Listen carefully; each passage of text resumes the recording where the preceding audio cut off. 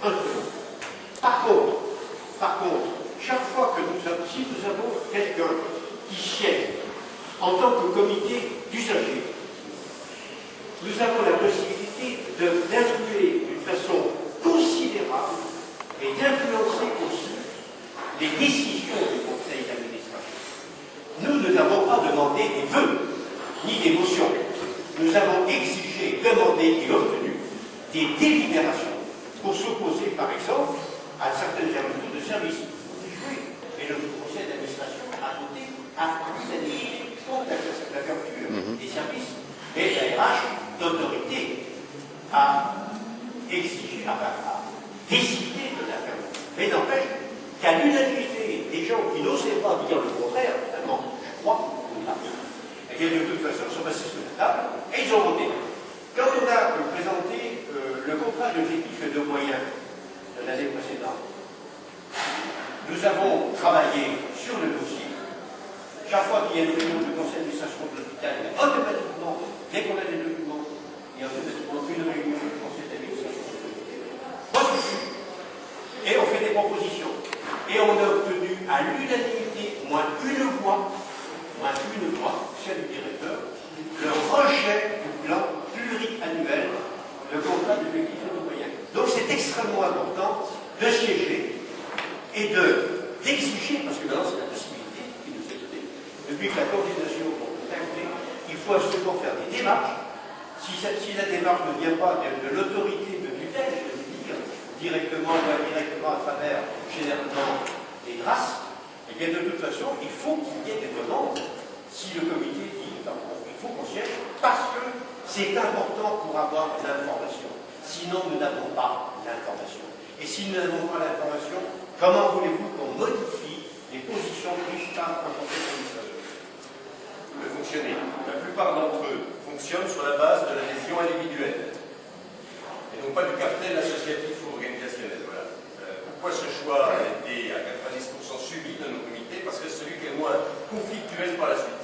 Quand on a un cartel d'associations, il y aura forcément à un moment donné où les associations seront en concurrence, ne serait-ce que si c'est des organisations professionnelles au moment des prud'hommes, si c'est des organisations politiques au moment des élections européennes. C'est quand même maintenant de la comité qui me reviennent, donc ça me parle.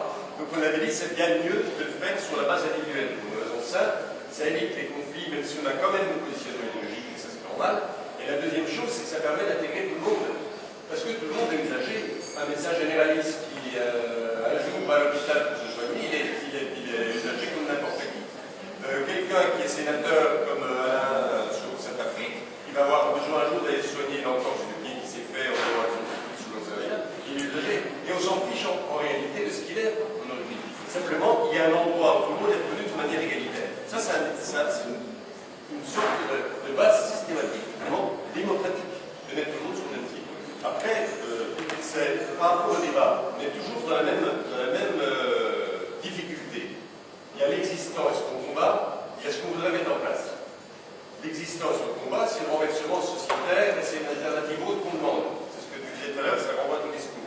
Donc ça fait partie aussi des prémices et des déclarations qu'on a faites. Et dès 2004, on avait repris, si vous vous en souvenez, l'appel de la résistance, en disant que c'était évident que c'était dans ce cadre de la cause sociale.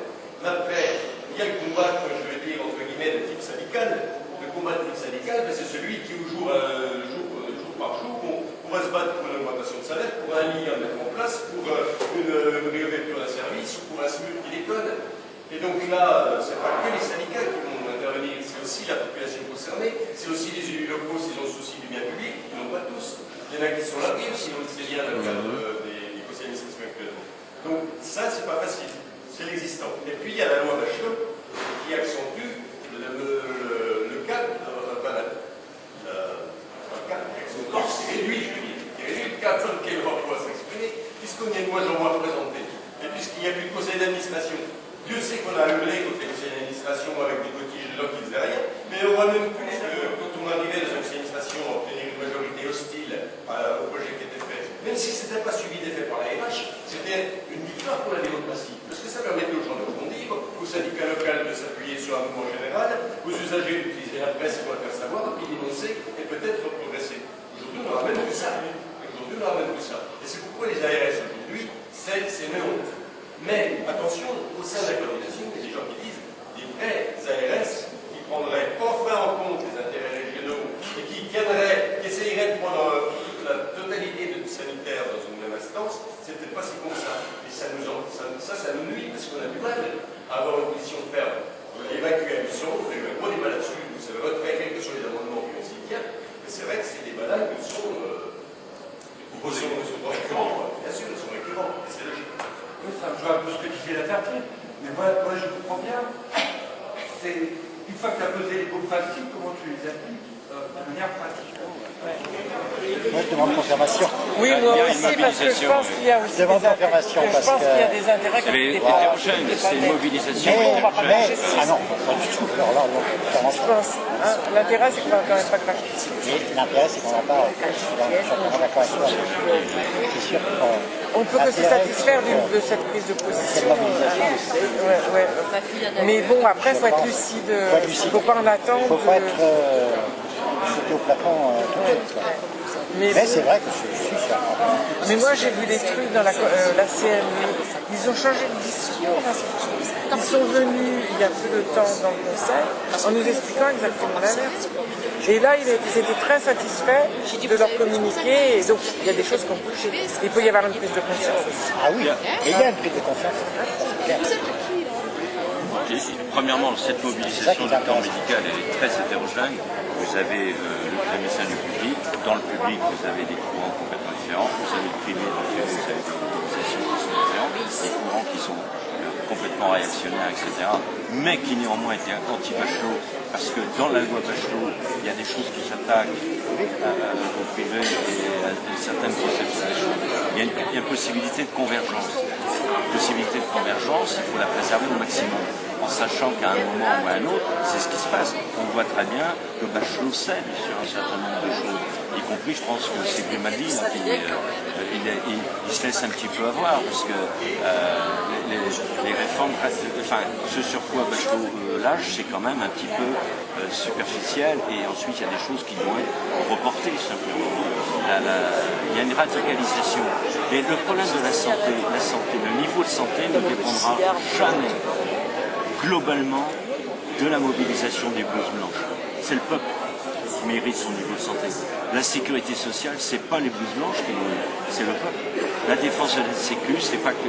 Donc c'est véritablement un enjeu de société. Et là-dedans, les blouses blanches médicales ou paramédicales ont tout à fait leur place. Mais ils n'ont qu'une place. C'est une lutte d'ensemble qu'il faut développer. Ouais, et en même temps, ils ont quand même une belle place dedans. Ils ont une notoriété. Non, mais c'est pas ça. Mais qu'est-ce que tu fais d'un hôpital sans ton personnel et tout ça, sans tes médecins, sans tout le personnel? C'est quand même partout, aussi dans les services publics. Souvent, les premiers défenseurs du service public sont quand même les personnels qui sont dedans. Et la mobilisation, elle est quand même importante. La prise de position. Il faut bien sûr, de toute manière, on sait très bien, par exemple, le paiement à l'activité. Les médecins normaux, sérieux, consciencieux, savent très bien que c'est une diminution de la qualité du travail, une diminution de la qualité des soins. Donc ça, c'est sûr. Mais c'est l'ensemble de la population.